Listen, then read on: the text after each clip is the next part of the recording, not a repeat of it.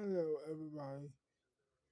My name is Yusef and this is part 19 of the movie Revolution. I hope you enjoy.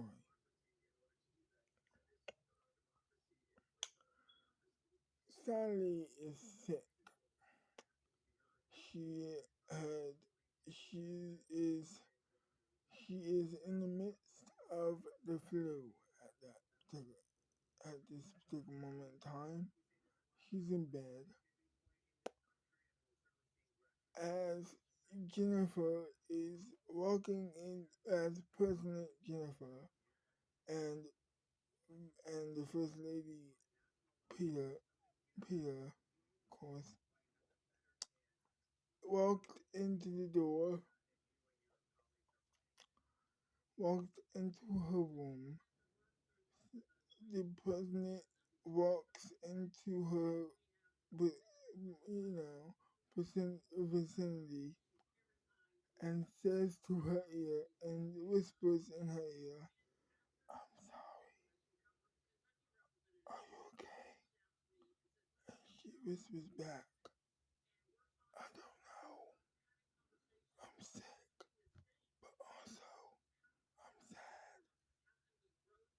And he says, "I know, I know you are. This is a very sad day for you, isn't it? I'm so sorry."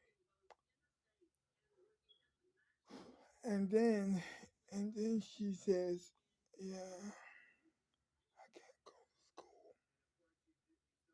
And he says, "I know." So they leave. Peter says goodbye. Peter says see you later. Jennifer says I'll see you later, darling. And Sally says as she's coughing, "I'll see you later too." He is he is he is so sad for her, but he can't really he can't really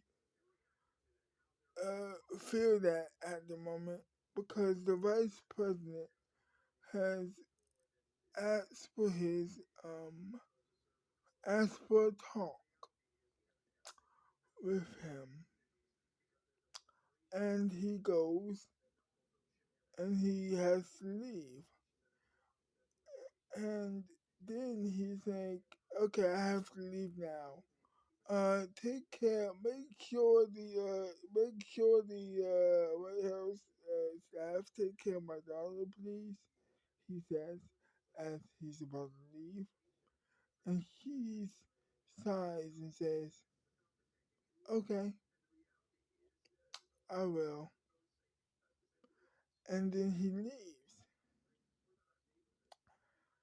Then a couple minutes later, she's still coughing. She's not doing well at all. The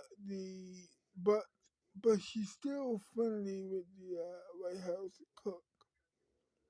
She's nice to him most of all, and he says, "How are you? Do you want some soup?" He says, and she says, "I would love that." And then he, a couple minutes later on, he makes her some soup. Then, then then Peter, Peter, sweet, comes marching into the door to check up on her. She says, "I'm fine," and she whispers to herself, "Too, too bad." She, she whispers to herself, "Too bad." And then she walks away. She says, "Well, I hope you feel better," she says again to herself. And she leaves. Peter leaves. She is, she has a, now, Sally has a bad feeling about her ever since she married her father all those years ago. And so she's like, I don't trust her at all. I don't like her, but my dad loves her, and so I have to. I have to find a way to trust her. Even though I don't necessarily want to, she thinks to herself. And she just says, well, I hope, I hope she's not evil or anything like that. Which I doubt that she's not. But I have to think that she's not. Because there's no hope for anybody if she is. She thinks to herself again. And then the vice president, after a meeting with the president, of course, President Jennifer, comes to the house for a meeting. Comes to the house to check on Sally. The when all of a sudden, uh, Peter or Pete rather sees him. What comes into she runs into his arms and starts kissing him, and then they start making out. Now she is she doesn't know what Sally is hearing some noise and she doesn't know what's going on. And so she gets out of bed to see what's going on. She gets upstairs, she gets downstairs rather, and what does she see? Peter and the vice president making out. It's awful. It's an awful situation. And after they do so, they discuss how or what they're going to do with the movie situation. Movies are bad for America, bad for everybody. They think that it's a ploy to from Mexico to to true America, which obviously she believes is not true. Which obviously everybody in the world thinks it's not true, and so she's outraged. And she's outraged. She's angry already, but this is not. This is not.